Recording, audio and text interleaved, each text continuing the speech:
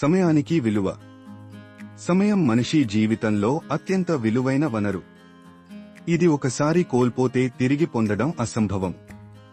అందుకే కాలం విలువ తెలిసినవాడు విజయం సాధిస్తాడు అని పెద్దలు చెబుతారు. ప్రతి ఒక్కరి జీవితంలో సమయం అతి ముఖ్యమైన పాత్రను పోషిస్తుంది. సమయం సక్రమంగా వినియోగించినప్పుడు మాత్రమే వ్యక్తిగత అభివృద్ధి సాధ్యమవుతుంది. ప్రతి ఒక్కరికీ రోజుకు 24 గంటల సమయం ఉంటుందని మనం తెలుసు.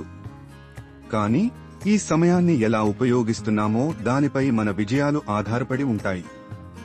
సమయం మన కంటికి కనిపించదు, కానీ మన ఆచరణలతో దాన్ని గుర్తించవచ్చు.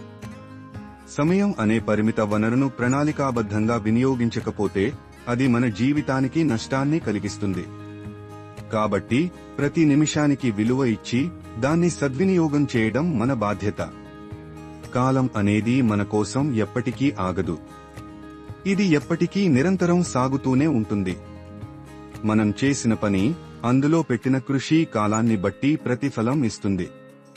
ఉదాహరణకు, విద్యార్థులు తమ చదువుకు సరైన ప్రణాళికతో సమయం కేటాయిస్తే వారు విజయవంతమవుతారు. అలాగే ఉద్యోగులు తమ పనులకు సమయపాలన పాటిస్తే మంచి ఫలితాలను సాధించగలరు. ప్రతి రంగంలోనూ సమయాన్ని సక్రమంగా వినియోగించడం ఎంతో కీలకమైన విషయం. సమయానికి ప్రాధాన్యత ఇచ్చే వ్యక్తులు ఎప్పుడూ విజయవంతంగా నిలుస్తారు. ఎందుకంటే సమయం సరైన ప్రణాళికతో పనిచేసే వారికి మాత్రమే కలిసివస్తుంది. ఉదాహరణకు, మహాత్మా గాంధీ, అబ్రహాం లింకన్ వంటి గొప్ప వ్యక్తుల జీవితాల్లో సమయపాలన ఒక ప్రధాన కారణం. వారు ప్రతి నిమిషాన్ని సద్వినియోగం చేసి ప్రపంచానికి ఆదర్శంగా నిలిచారు. సమయాన్ని సద్వినియోగం చేయడం అంటే కేవలం పనులు పూర్తి చేయడమే కాదు, అది మన ఆత్మవిశ్వాసాన్ని పెంపొందించడం, ఉత్సాహాన్ని ఉద్దీపన చేయడం కూడా.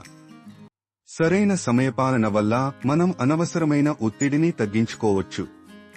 పనులను ప్రాధాన్యతపూర్వకంగా నిర్వహించడం ద్వారా మనకు ప్రశాంతత మరియు సంతృప్తి లభిస్తుంది.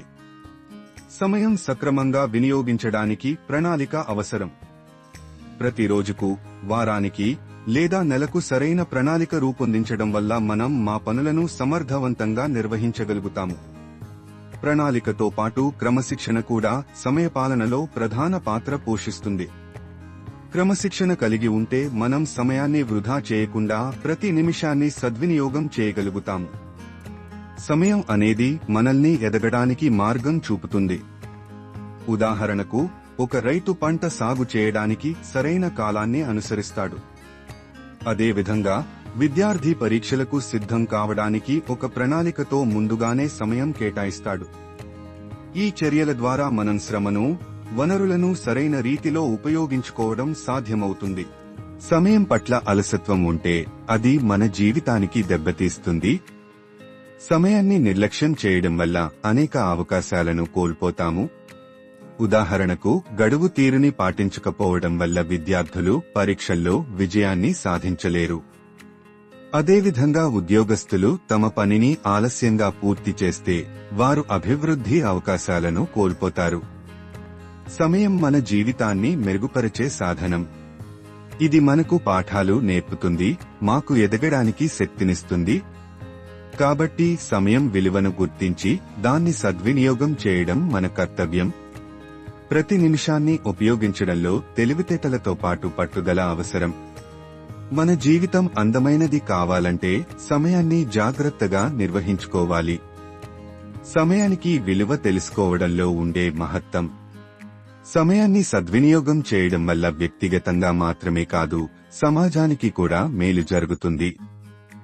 ప్రతి మనిషి సమయపాలన నేర్చుకుంటే అది కుటుంబం, సమాజం, దేశం మొత్తం అభివృద్ధికి దోహదం చేస్తుంది.